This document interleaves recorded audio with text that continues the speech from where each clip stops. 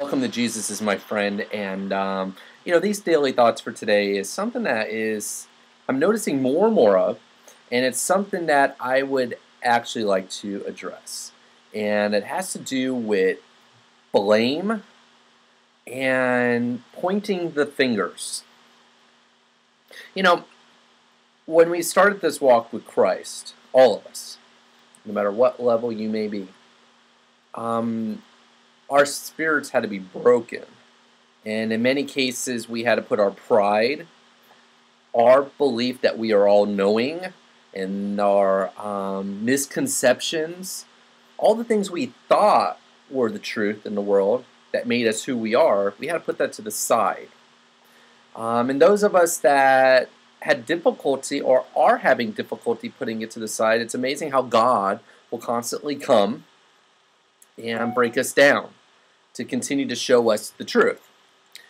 And this is no different when it comes to spirituality or religion or doctrine or denominations or what have you.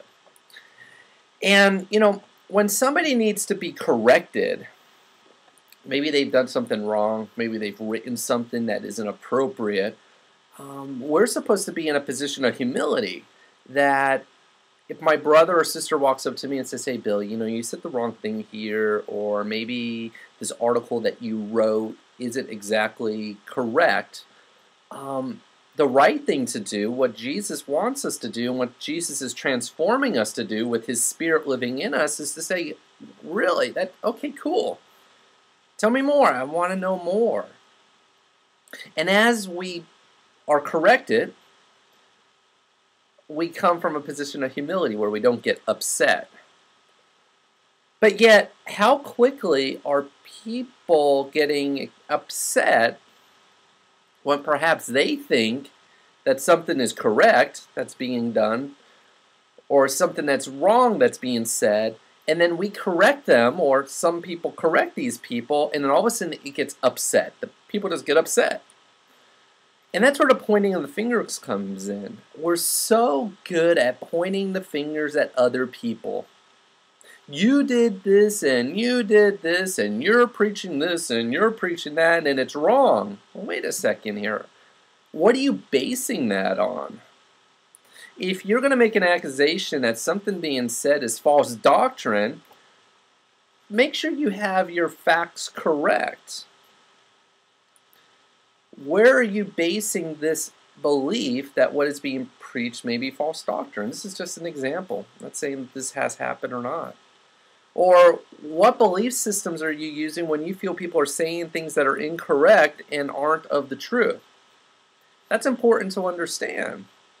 There's a lot of denominations in Christianity, a lot, that all believe in certain things. But there are certain things that we hold self-evident and are true. That's the divinity of Jesus, His death and burial and resurrection, grace through God, through our faith, salvation, the Trinity, and even on the subject of the Trinity, there's many people that don't believe in the Trinity. You got the Mormons, you've got the Jehovah's Witnesses that believe in certain aspects that are different. But there has to be this common ground. And we need to be coming from a position of humility and openness to be perhaps corrected, but without getting upset. And that's really a good indicator to know where you are with your walk with Jesus. It's often said that if you put a little bit of pressure on a person, whatever it may be, that you're going to see what's inside because it's going to come flowing out. Many of us go, "Oh, I'm patient and I have peace and I'm this and I'm that." Well, okay, I'd like to believe that you are. But how's that showing up in your life? The next time you get upset, the next time you lose your patience, the next time you use profanity or whatever it may be, or better yet, the next time you go out there pointing fingers at others.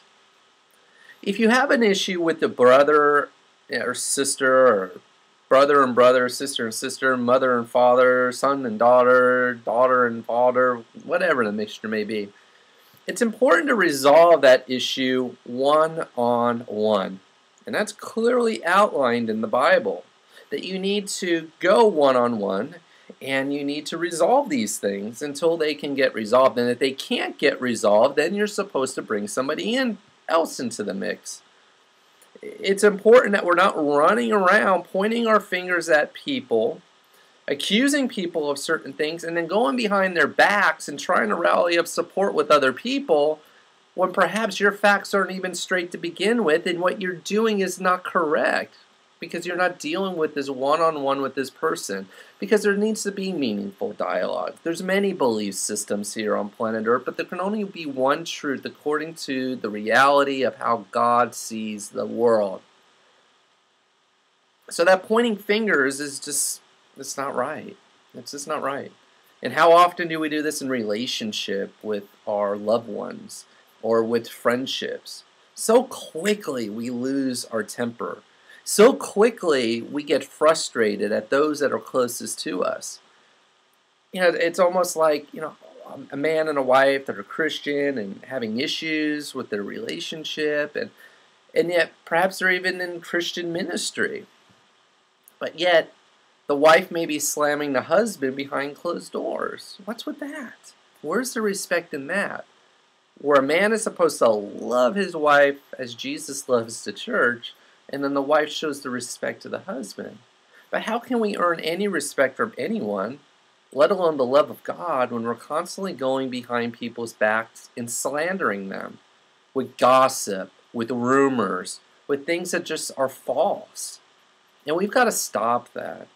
The sooner we stop that, it's amazing how this wound within us that allows us to do this is healed, or starts to be healed. And we start empowering people to be the best that they can possibly be. Because many of us just have these negative thoughts going on through our heads, and it's always someone else's issue. It's not my issue. And the belief systems that we have, a lot of us are just screwed up. I mean, myself being one of those. I'm far to be here saying that I'm blameless of all of this.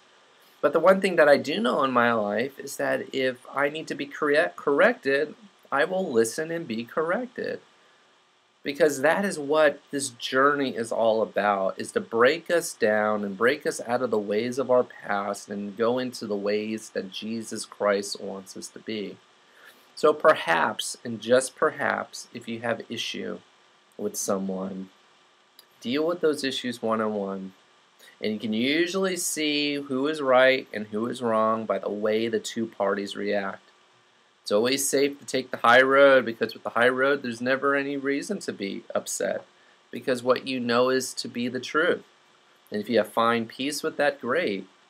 And if you have two people that are at the same position, are going to take the high road, they're not going to allow themselves to get upset. It's amazing how issues can be resolved without pointing the fingers at each other, without slamming the doors, without getting upset, and all that stuff that the world has seen has created the world to be the way it is right now. Jesus' message was so simple, or is so simple. But you know who gets in the way of that message being actually portrayed in the world? Us. We as Christians. And it's amazing why the world hates us Christians.